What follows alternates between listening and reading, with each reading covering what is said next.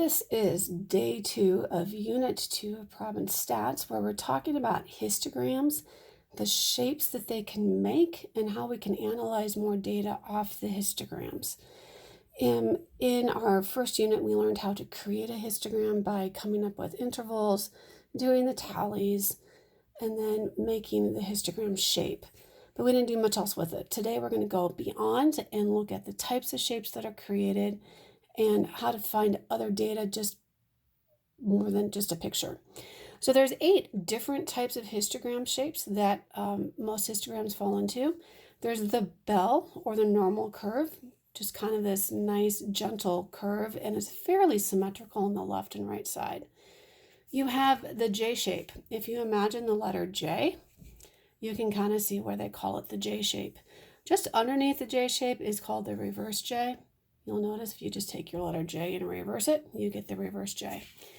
This one off to the left of reverse J is called the uniform. Uniform, as you know, basically means everything looks the same. It's not completely level, but there's so little difference in what the shape looks like. There's not a lot of differentiation between the highest bar and the lowest bar that we call it uniform. This one is called right skewed, and you'll notice it sort of looks like the J shape, or sorry, the reverse J, but the biggest difference is that right skew has a definite going uphill before it has a long tail to the right. So we go a little bit up and then a long tail to the right. So this has a lot of data off to the right-hand side that's taking us away from the center. Left skewed underneath looks kind of like the J shape, but again, the difference is that there is a definite uphill and a definite downhill. So this one has a long tail off to the left.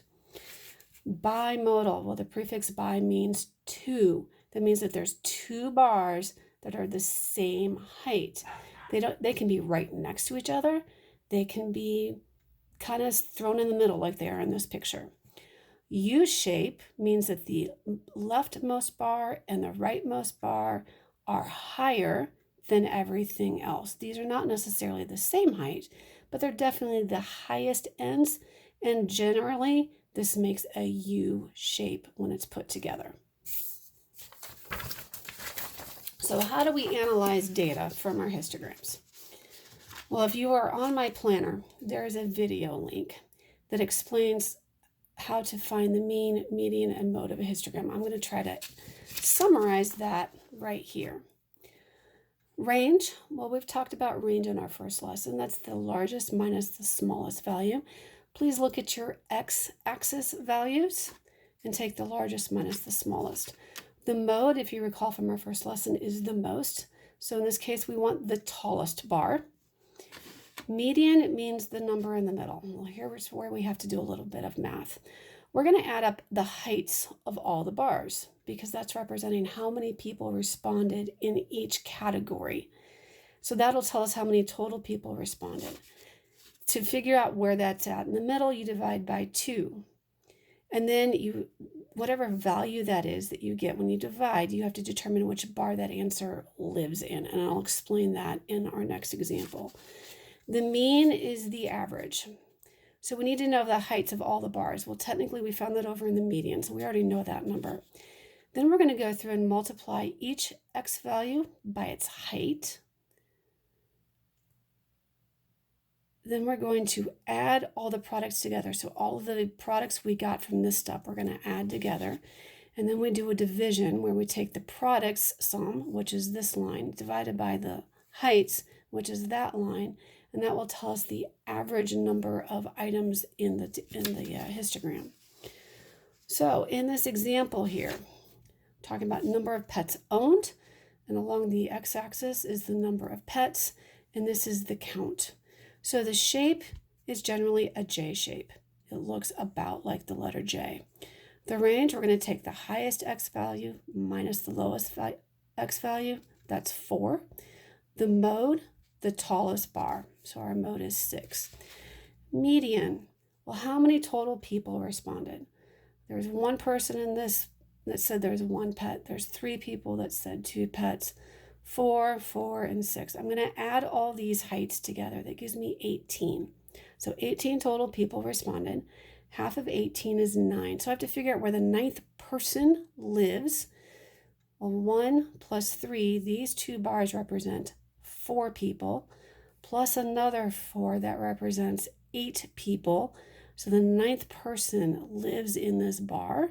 So that tells us that our median is 4, or 4 pets. The mean, if you go back to the steps, add the heights of all the bars. Well, we've already done that. We know it's 18. Then we have to multiply each x value by its height. So that's what I did here. 1 times 1, 2 times 3, 3 times 4, 4 times 4, 5 times 6. That gives me 65. So there's 65 total pets represented. Remember, the top number means how many total people responded. If you take that product, that tells you how many total pets there are among those people. So if we add up all the products, 65 divided by the heights, 18, we get a decimal of 3.6. So the average number of pets owned in this case is 3.6 pets.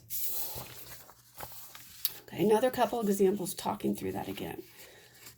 Here we're talking about ages of children at the carnival. This is basically a normal curve. It's pretty symmetrical.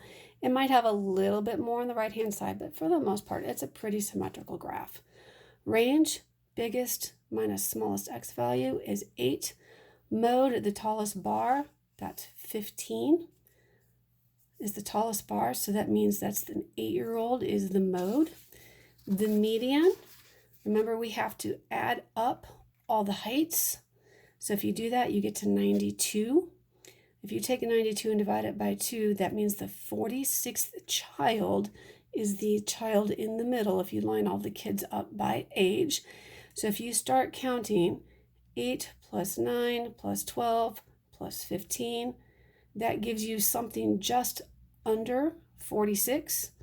And then if you get into here, the 46th child lives in this bar. So that means the median age is 9 years old. The mean, we had to take the products.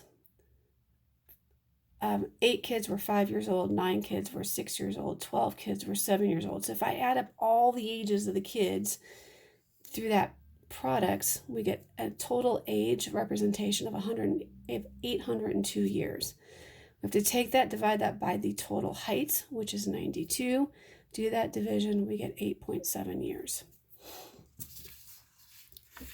Third example, length of leaves on the forest floor. So somebody went through, collected leaves, and measured them in centimeters, rounded to the nearest half of a centimeter. So you can see the numbers in halves. You can see the count of the leaves that fell into those categories.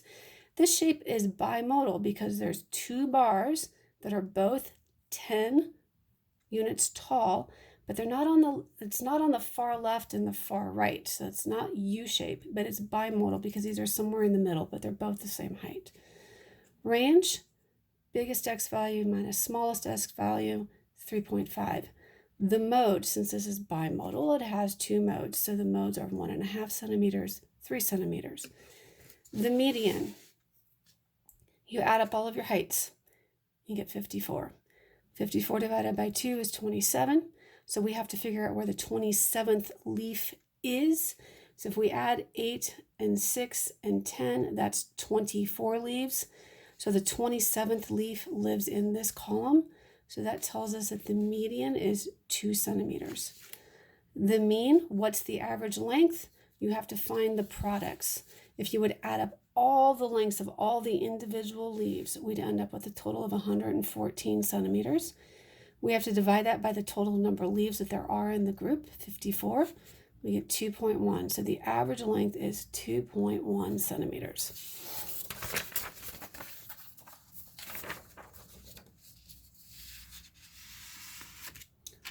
And the last example, I know there's one at the bottom of this, but I'm going to skip that one. Here we have another shape. It's approximately normal. The range is 4 units, or in this case, 4 correct questions. The mode, the largest value is 15, but that tells us that the mode is 8 questions correct. To find the median, you add up all of your heights. That gives you 54. 54 divided by 2 is 27. So where is the 27th student living? Well, 8 plus 12 is 20. So the 27th student lives in here. So that tells us a median number of questions correct is 18.